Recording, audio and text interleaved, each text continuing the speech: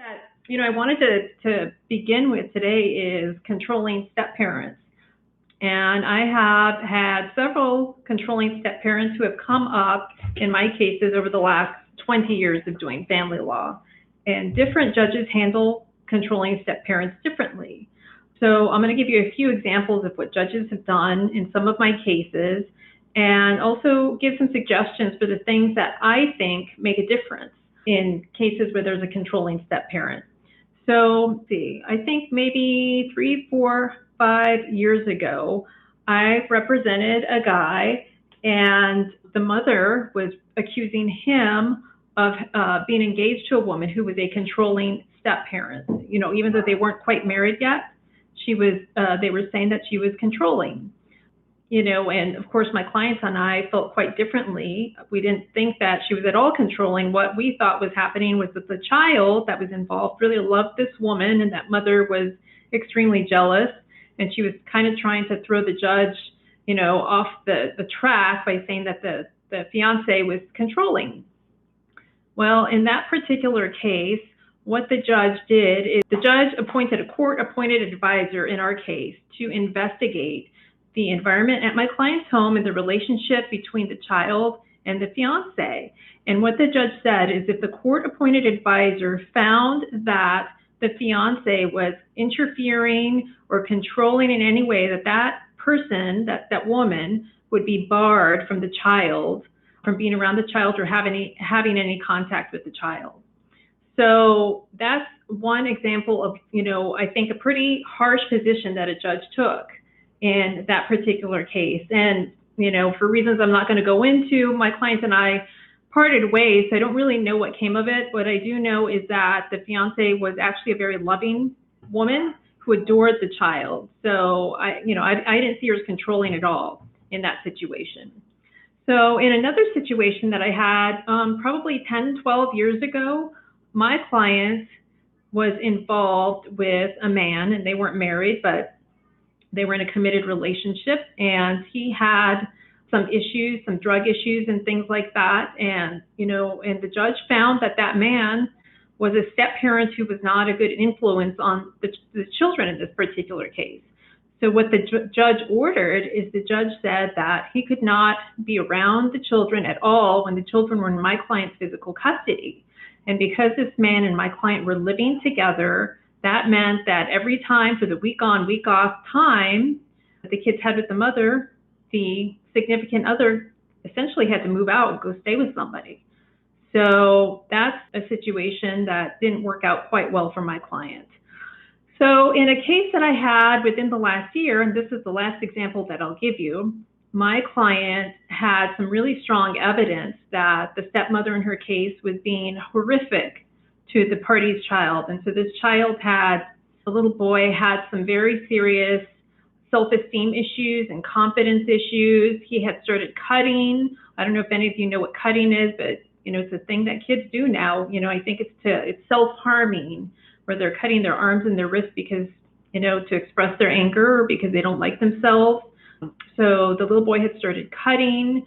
He was having problems at school because kids were making fun of him. So on top of it, the stepmother being a real jerk to the little boy, calling him, a fat pig. And, she saw the little boy eating a donut or something like that, then she would berate him for doing that. She was just horrible. So the thing in that case, I think that stood out to me that really set that case apart was that the little boy was already in therapy, counseling for help with his self-esteem issues. And the therapist not only was helping him with those issues, but the treatment and the relationship that this little boy had with his stepmother was coming up during the therapy. So there were records that the therapist had, and those got admitted at court.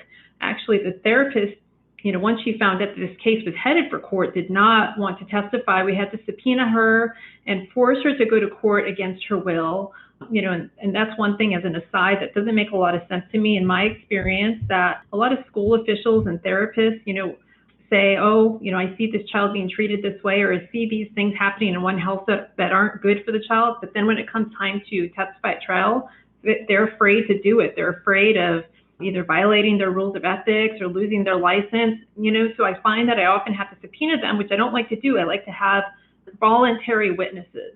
So in this case, the therapist came to court. We had all of her records. I went all through her records with her in detail, and the court really listened. The court found that the stepmother was not treating the little boy right, and that the stepmother being involved with the little boy in the way that she had been was not in his best interest. So the court really smacked her down for it.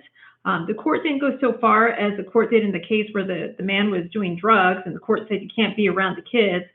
But the court ordered that the stepmother, when she was around, she had to be supervised by father. The father had to be around at all times.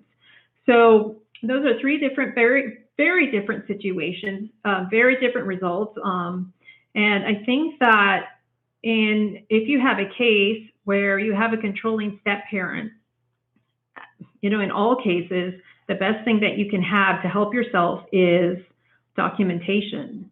Documentation in the form of either, if the step parent is abusing the child in some way, it could be child services reports or child protective services reports. It could be police reports. It could be reports or notifications from school counselors. It could be therapist reports. It could be counseling reports. Documentation speaks. So you probably already know this from some of my videos, but if you go to court and you don't have documentation and it's just your word versus the word of the other parent, then the court, it's going to come down to credibility. Who does the judge believe? Who is the judge going to believe? Who does the judge find more credible? So credibility, what that means is whether a person is believable.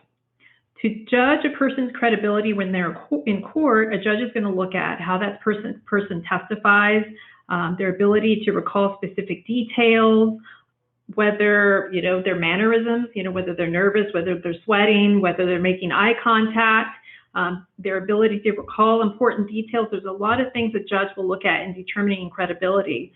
So often when it's a person's word against the other, then the judge simply has to decide who he believes more or who she believes more. What can swing that, though, is having documentation. So, even if there's no issues, if you don't have issues right now, my thought is just keep documentation, because you never know when an issue is going to rise. And if an issue arises, then at least you've been keeping your record. So hopefully that helped on a controlling step parent. It's not, and it's not an easy thing to deal with. I got an email from somebody this week, and, my heart really went out to her because of the treatment that her daughter is receiving by a terrible step parent, and in this situation, it seems like, the child could benefit from counseling, even if it's just a school counselor, and I don't know if the child's already going through that, but I really feel for her, because this is, the stuff that happens at the hands of a controlling step parent who's just terrible. It really could have lasting effects for the rest of a child's life. We all, to a certain extent, have self-esteem issues, but when you have somebody who's really, pushing you down with their thumb, and you're a little child and you're powerless, even if you're a 12, 13, 14, 15-year-old, that has lasting effects. So parents, if you're dealing with a controlling step parent, if you're not already having your child in counseling or therapy, that's something I would investigate.